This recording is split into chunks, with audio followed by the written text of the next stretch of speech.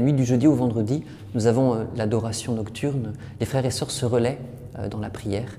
Et puis, je n'étais pas encore entré dans la communauté, mais à l'occasion d'un stage, eh bien, j'y participais.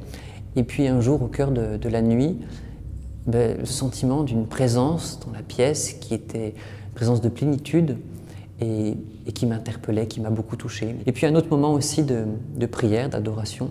J'avais le sentiment de voir des événements de ma vie qui pouvaient me paraître un peu disparates, et puis d'avoir comme un fil qui traversait ces éléments. Et comme si le Seigneur me disait, tu vois, dans tel moment de ta vie, j'étais là. Et dans tel moment, là aussi, j'étais là. Et là, tu ne sentais pas ma présence, mais j'étais là. J'étais là, donc je suis là. Et donc demain, je serai là.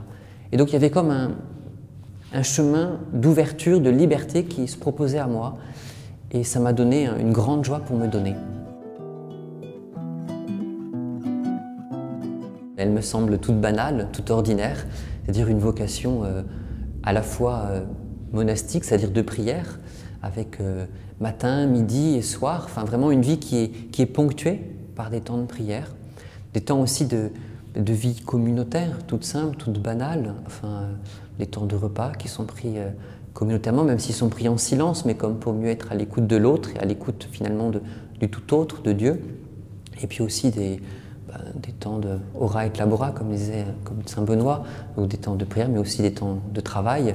Et moi, pour la question du travail, dans ma vie, c'est sûr que c'est la charge de la communauté, en étant le responsable de la communauté, d'être au service de cette vie communautaire pour que chacun puisse y trouver sa place et chacun puisse être sur un chemin de croissance.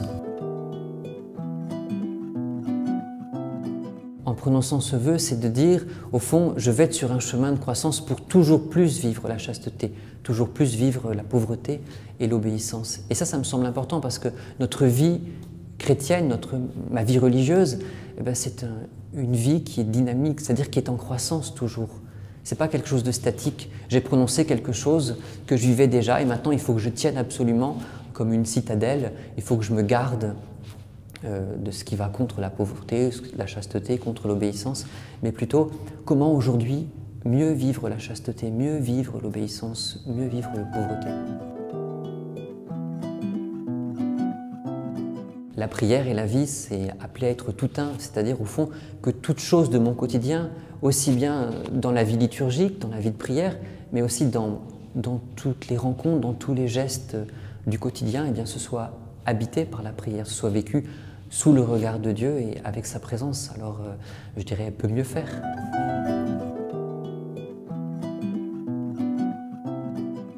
Ce qui me fait souffrir, c'est de voir une personne qui est comme, qui s'enferme, une personne qui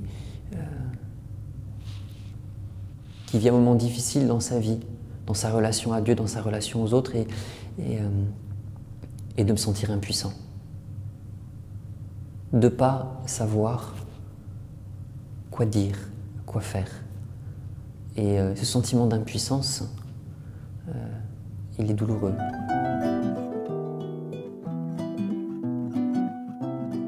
C'est de voir quelqu'un grandir en humanité, dans sa vie, dans sa pratique chrétienne, dans sa vie religieuse, que ce soit un fidèle ou bien un frère.